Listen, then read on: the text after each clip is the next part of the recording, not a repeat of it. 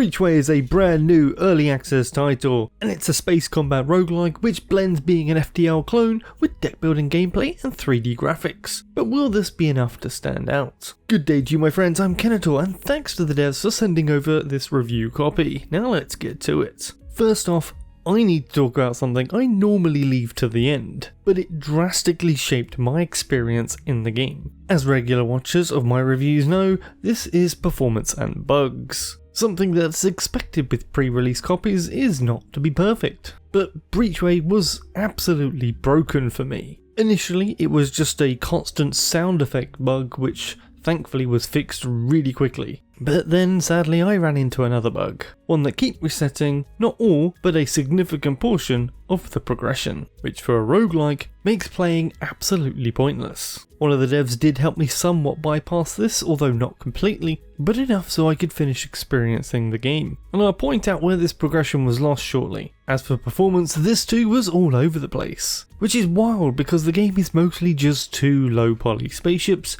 and the UI, and this would cause large lag spikes when going through the end turn animation. It seemed to pop up more after I was playing a while and less on a fresh boot of the game, but fresh booting the game ran the risk of losing all your progress. I guess that'll teach me to play all day and then stop for dinner. Now, considering the game had a 1 month delay to improve things for launch, it does concern me that there are problems this bad mere days before launch. But with that out of the way, stay with me and let's run through what we're going to get out of this game. The tutorial for one is well worth playing. It does a great job and explaining the various different combat mechanics, and it does so with some really nice art for the various characters and sets up a little story. Sadly, this story seems to only be for the tutorial only and to set up the main game, and doesn't really go anywhere after that. But I really wish it did, as this would help set it apart from the competition. But maybe it will just a bit later, as the game progresses through its early access. Upon completion, you will get the choice of 4 different ships that the game has to offer, but 2 of these are locked until the requirements are met. But thankfully these requirements, as well as all requirements of any unlockables in the game, are not hidden,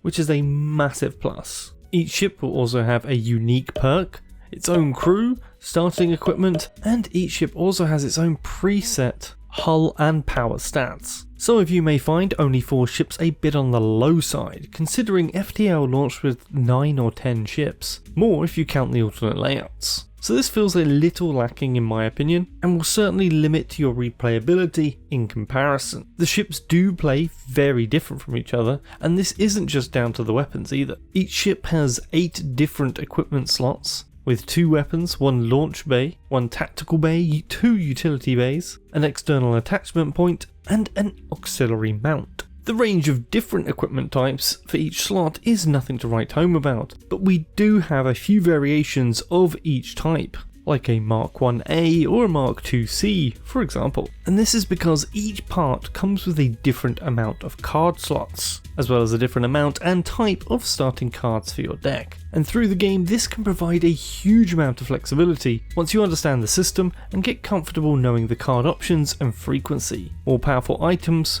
will have more slots, but will also come with more expensive, higher resource cost to use cards. More on acquiring these a little bit later. Each card can have a single or dual resource cost from either red, green or blue resources. And your ship generates each of these every turn, which go into an uncapped pool of points to use. But the generation of these points must be powered, and each generator can only take so much power to start with. Some of this can be offset with ship perks, which is where my progression bug from earlier came in. This was what was resetting for me, and it was kind of a double whammy problem because the extra slots that you can unlock for these perks, so you can use more of them, is dependent on the amount of perks you have unlocked. So if that keeps resetting, you keep losing your slots. So shout out to one of the devs, Mike, who helped me dig around some of the save code and helped me finish this review. Without him, I would have been stuck not experiencing the latter half of this game. As I mentioned, you should definitely do the tutorial, as one of the rewards for this is the perk of starting with 40 more credits. That's a third of the cost of your first reactor upgrade.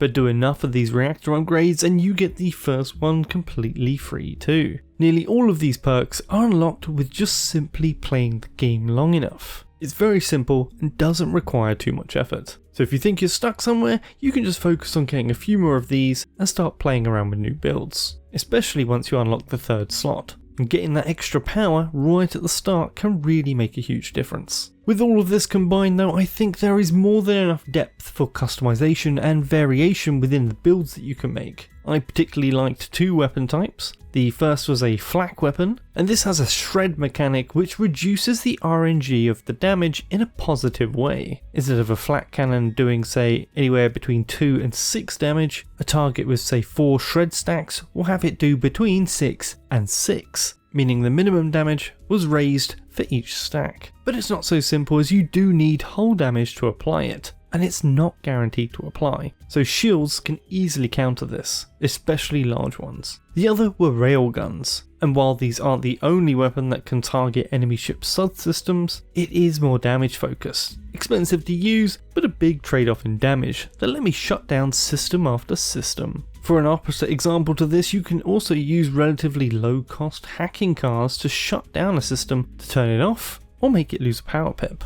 There is more, but I'll let you search for them as you play. Fights play out slightly different for you and the enemy. Most obviously is the cards. Your deck is limited, and if you have too few cards, you could cycle through them all too quickly. But on the other hand, you could also have too many cards and then not get the one that you need or want quick enough. And while cards do refresh from being used, this takes time. Time that you'll be taking damage from the enemy, or watching helplessly as their high-powered systems come powering up. Your power, on the other hand, is adjustable on the fly, but only on your turn, and your ship will generate heat with each power point you put into a system, and excess heat will damage your ship if pushed too high. The enemy does not have this system. They don't run out of power, or cards for that matter. What they do have is a charge system on each card, and 1 pip is filled out per turn, and to use the card the pips need to be full at the start of the turn. It's a very clear system that lets you know what's coming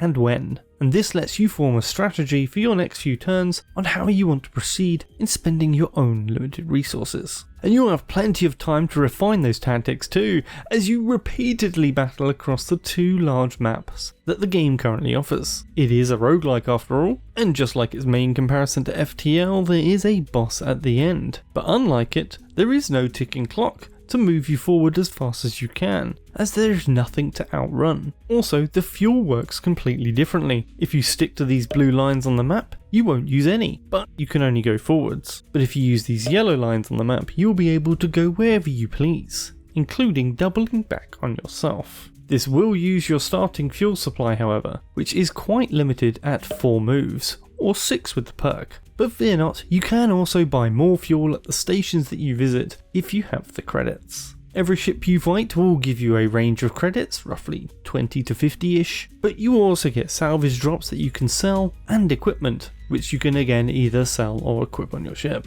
Also, after a fight you may get the option to select a new card, and you can only pick one each time. But you have to choose between all the options for every bit of equipment that has space for more cards. Some of these can end up being a really tough choice. But it's not just fuel you can buy at these stations, you can also buy equipment too, but their inventory is limited and they may not have what you're looking for your build. You can also purchase yet another way of customizing your equipment here too. Each item on your ship will have 1 or 2 mod slots, and all the different mods will give you very specific boosts and have to be installed on specific bits of equipment. These are also permanent for that run and can't be swapped out. Of course, fights and stations aren't the only things on the map either. There are also life pods to find with crew members in, traders and much more. All this is randomly placed every run to keep things fresh, and that includes which faction each bit of space is under. Your ranking with each faction is dependent on the ship you started with and the actions taken during any events on the map, which can sometimes lead to changes in your standings. Being hated will make your fights harder, and if you are finding things too easy and you want a real challenge past everyone hating you, well, I won't tell you how to unlock it, but there is a challenge mode for the elite ships on the map.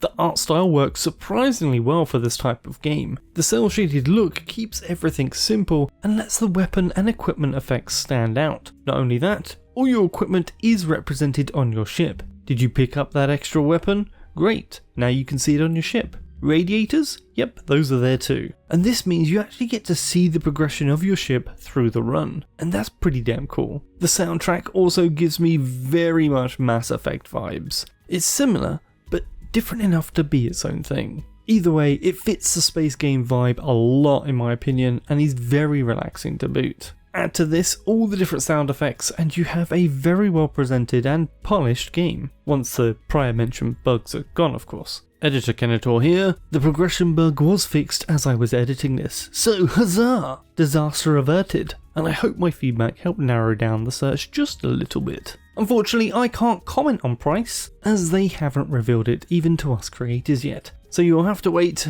just a couple of days till launch for that one. But the game is quite short and lacking in the ship variation department, so I'd hope it's around the $10 to $15 mark, which is what FTL launched at. But there is also a lot more that could come in the future. Further maps to make runs longer, new ships and weapons that can be released, and the other big one that I haven't touched on yet, the crew! While at the moment crew is only needed to activate each system, if you hover over them, they have levels, an XP bar, a class, they have class skill bars, and all of this is not actually used yet. And it would be awesome if this too was another mode of progression, something that stays between the runs to boost your experience with each specific ship. Maybe certain skill levels will reduce card cost, or give a chance that cards used with their specific bit of equipment go to your hand or draw pile immediately. So while a bit of a mess for me at least, I don't see these bugs sticking around very long once they finally get to launch day